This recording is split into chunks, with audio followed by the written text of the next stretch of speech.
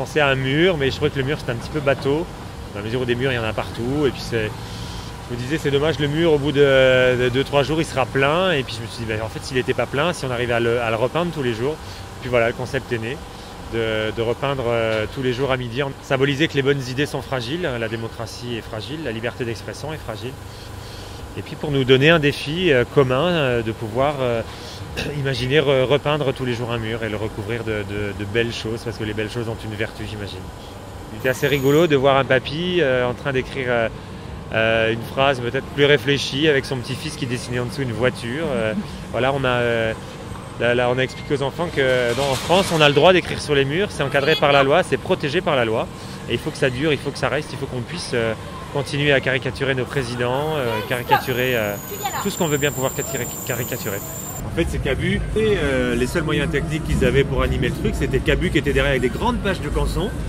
Et Dorothée, elle faisait son émission. Et lui, derrière, il lui faisait des sales portraits, sales caricatures. Et toujours avec son grand nez, quelqu'un qui se pendait, ou il faisait sucer son linge. C'est comme ça que moi, j'ai connu Cabu. Quand j'ai réalisé qu'il l'avait assassiné, ça m'a... je sais pas, ils ont tué mon enfance, en fait. C'est pas possible. La semaine dernière, il y a un monsieur qui... j'écris. Ah bon? Vous écrivez quoi? Des poèmes. Moi, j'adore le Graouli.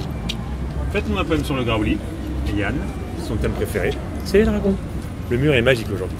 Alors hier, quand le mur était blanc, on a Farid qui est passé le matin à 10 h et qui nous a laissé la silhouette du prophète Mahomet, sans la tête, avec un pointillé donc, à remplir. Il a écrit à côté sur la gauche, dessine Mahomet ici avec une flèche. Et de l'autre côté, il a écrit toi aussi, meurs en martyr pour la liberté d'expression. Quand on est revenu de ce côté-ci, le prophète, il avait une tête de clown, on va dire. Moi, j'ai trouvé en tant que, on va dire, modérateur du mur que c'était pas très respectueux du prophète.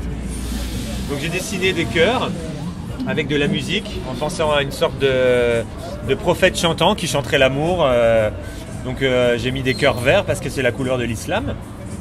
Et puis il y avait du monde autour de nous avec la fête foraine, donc ça a créé un attroupement, on était 50-60. On a décidé de se parler et de s'écouter en fait. Et donc chacun a un peu développé le truc et on a surtout essayé de comprendre ce qui bloquait à ce point-là avec le dessin, et on a compris que c'était vraiment le mot Mahomet et l'image.